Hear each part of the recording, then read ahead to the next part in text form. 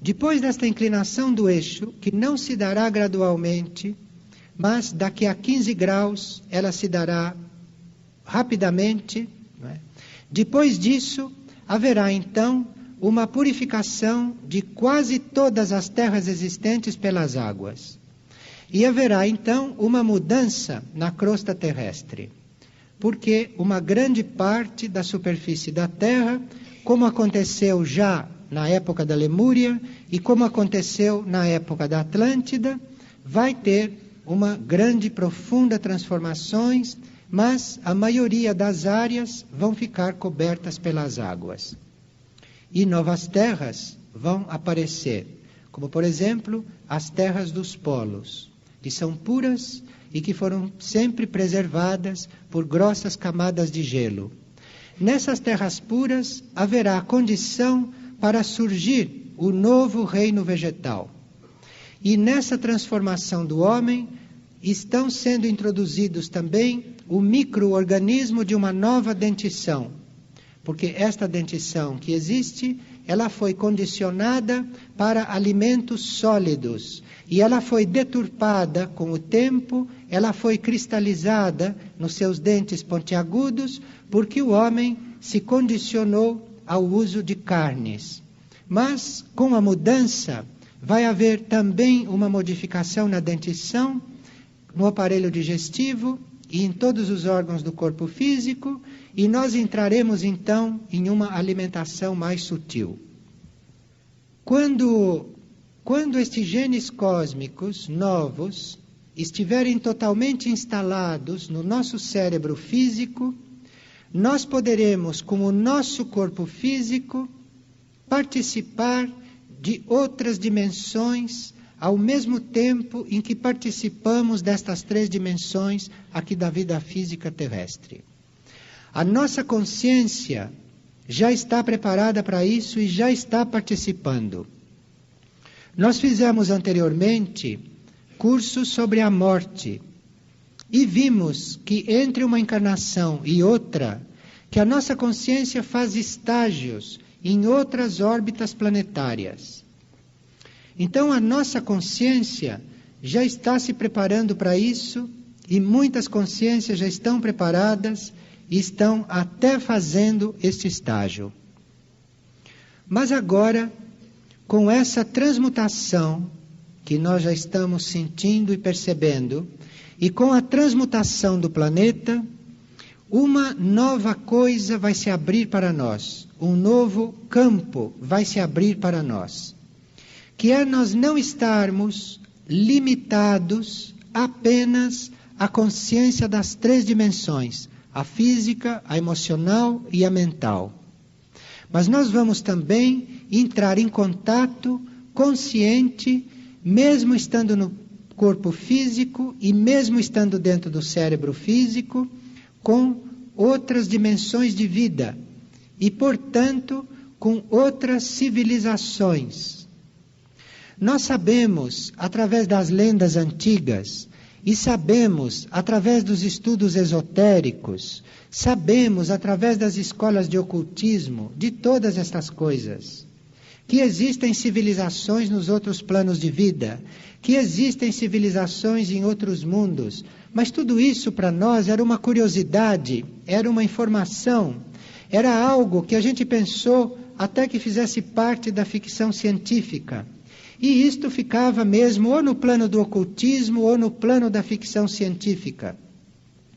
Porém, agora, com estas mudanças e com a sutilização dos nossos corpos, nós teremos a oportunidade e teremos a possibilidade de, estando dentro do corpo físico e dentro do cérebro físico denso, de participarmos das outras dimensões conscientemente, inclusive o corpo físico participando disso. Então nós vamos poder, à medida que esta pressão terrestre for acontecendo, e à medida que for sendo desenvolvido em nós o novo micro-organismo, e que a reforma genética for sendo introduzida, e for sendo aceita, e for acontecendo, nós vamos entrar em contato com uma outra dimensão que não são estas três, na quais nós temos livre trânsito, isto é, na física, na emocional e na mental, que dizem respeito a todos os mundos de superfície, isto é, a todas aquelas civilizações que se encontram na superfície da Terra, na parte externa da Terra ou da crosta. Então, aquilo que foi dito até agora como coisa oculta, ou como coisa esotérica, ou como coisa lendária, se vocês verem aí pelo livro Hora de Crescer Interiormente, vocês vão ver que desde o tempo da lenda de Hércules se fala destas coisas, mas se fala destas coisas como lendas, como mitos. Então a humanidade, desde o tempo de Hércules, já vem sendo preparada para tudo isso, só que psicologicamente. E agora chegou o momento de estar diante destas coisas fisicamente. Fisicamente porque o plano físico deixa de ser denso, o plano físico deixa de ser duro, para ser menos resistente e para poder, inclusive, lidar com elementos que não são exatamente sólidos. Vocês sabem que no Peru, no Egito, e no Peru principalmente, transportaram pedras imensas para altas montanhas, onde hoje não existe nenhuma tecnologia para transportar aquelas pedras para lá. E aquilo são as civilizações terrestres que vivem em outras dimensões que têm esta capacidade para desmaterializar as pedras, para materializar os sólidos, para atravessar os sólidos como se eles fossem ar. Então, isto são coisas que a humanidade de superfície perdeu através dos tempos, porque estava desenvolvendo algo que ela precisava desenvolver, que é o egoísmo. E agora, quando o egoísmo chegou ao máximo, egoísmo quer dizer densidade do ego. O ego que quer as coisas para si. Então, no momento em que a Terra tornou-se um dos planetas mais densos que existe, o homem de superfície tornou-se um dos seres mais egoístas de todas as galáxias, porque isto corresponde, uma coisa corresponde à outra. E agora, este desenvolvimento, este auge do egoísmo, chegou à sua etapa final e daqui por diante o homem passa a fazer uma outra experiência. Aqui entra uma consideração de ordem filosófica. Quando esta humanidade de superfície encarnou em corpo físico, ou foi encarnando em corpo físico, ela, no seu processo de desenvolvimento, pediu o livre-arbítrio. E o livre-arbítrio lhe foi concedido pela inteligência cósmica.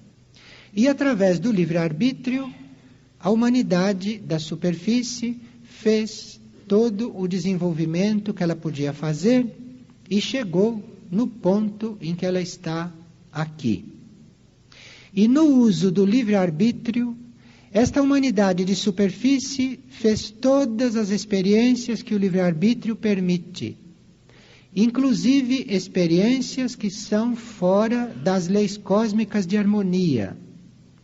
Dentro do livre-arbítrio, a humanidade fez todas as experiências. A humanidade passou da vida tribal para a vida grupal, passou para a vida monárquica, passou para a vida totalitária, fez a experiência da democracia, fez a experiência do socialismo, fez a experiência do monarquismo. Dentro do livre-arbítrio, a humanidade fez tudo o que quis.